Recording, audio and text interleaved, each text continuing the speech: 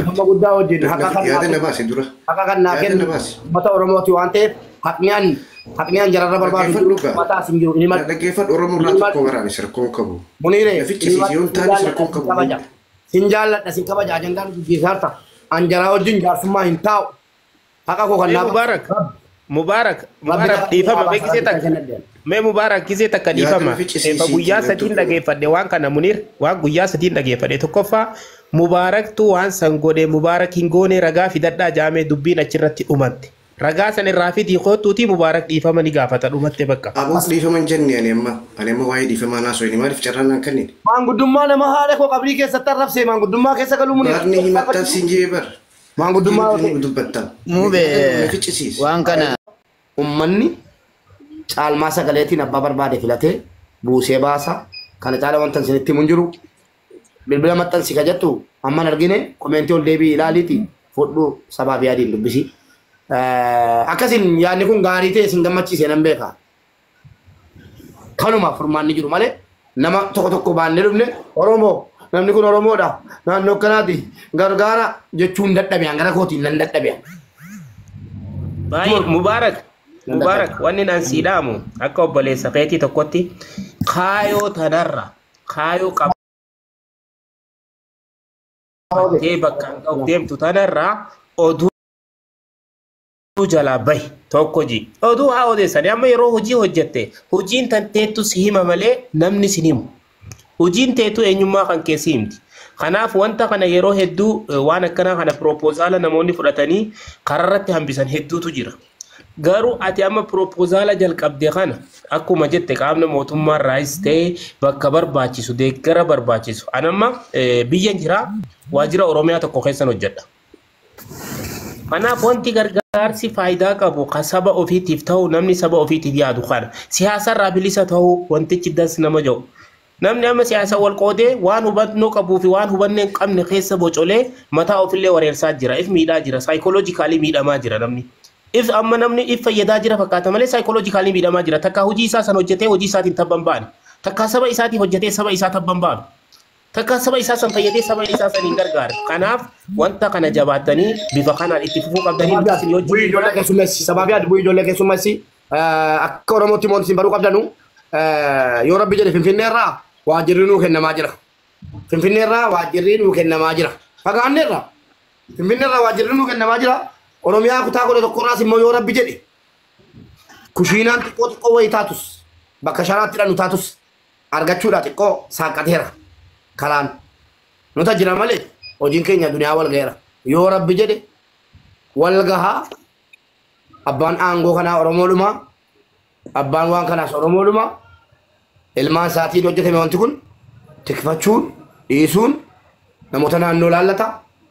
Akka kutaa godhe tokkotti waajjira xixiqqoo kutaa godhe tokko irratti dhaabbatu jira. Waajjira deemee ilaalee waan kana. Fayyasanii Harargee keessa yoo ta'e Jimmarraa ka'ee Harargeen nafu.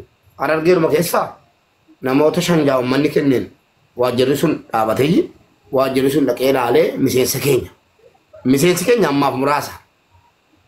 Na amanaa Oromoon kana dhaga'ee tokko irraa afuun jiru itti gala. Warri biyya faranjii jirtan immoo warri kanaan dura 200,000 kennaa turtan wanni kun isin gammachiisee gaafa waggaa tokkoffaa isaatiif yeroo muraasa tafa gaafa nu isinitti baane nu saalfichiiftan karaa giiftiitiinis gara kaashiitiinis akkasin waldaa kana gannuu dhaabdan abdii guddaa isinirraa qabna teenye Oromoo rakkate abalu kottu sheeriyaan dudda isin kutuurra waldaa kana jabeessitaniiti. Abbaa barbaadetti miseensi. Abbaan dantaan qabu inumaayyuu biiziidha yoo akkanaan itti deema taanaan biiziidha abbaa barbaadetti Oromoon nama amanutti haa kennu kireet gochuuf gadhaabuu malee aanga'ummaarraa aangoorraa dantaan qabu. Dhageessanii aangoorraa rakkoo tokko hin qabu. Inumaayyuu fedhuu nama biyya jirutti kennamu fedhuu nama biyya faranjii jirutti kennamu rakkoo hin qabu. Garuu dhaabbanni kun seera isaa eeggatee wanni itti dabalamu yoo jiraate itti dabalee seera isaatti deemuu fuulduratti tarkaanfachuu qofan barbaadaa isiniin jedhaa kanaan wal yaadannaa yoo lafarra hin jirre yoo rabbi jedhe galatoomaa ulfaadha asirraa namni yaada kennan yoo jiraattan yaada kennadha yoo hin jiraanne gara gola butiren na Munir dubbat.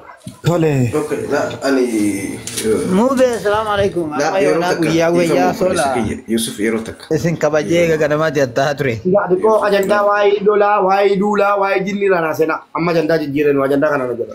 No, laki amalle nuti kalesa ana bu. Na kanin ma janda ra dimman ka ubete. Ay. No, dapat tuh. Mega Wai mun kita kala mala dubbata na ligati de kala ma usif Yusuf. Nuti wa yenda dola so intani. Jullintenya dubbi san kalesalle akka dubbin gola tu feina. Yo haka kabate akka keti sinu fitihimta. Amma tira kinni mube akka ke himachu dadabti munguddotti jechu. Nuti akka munguddo si dhufe nu jalaatitti yeroo meeqa jechu. Yoo wanti sirratti badee jiraate nuti dubbadhu akka Oromootti siif murteessina. Isaanis manguddummaa yeroo meeqa nutti kennatan. Kanaaf dubbii tana yoo goolabuu barbaadde. Ifama guddaa wajjin Yaada na baase dura. Akka kan naa kennu mata Oromooti waan ta'eef haqniyaan jararra barbaadu mataa isin jiru. Dhaggeeffadhu Oromoo irraa tokko garaanis rakkoon qabu. Munire Nafichi yoon taanis rakkoon qabu.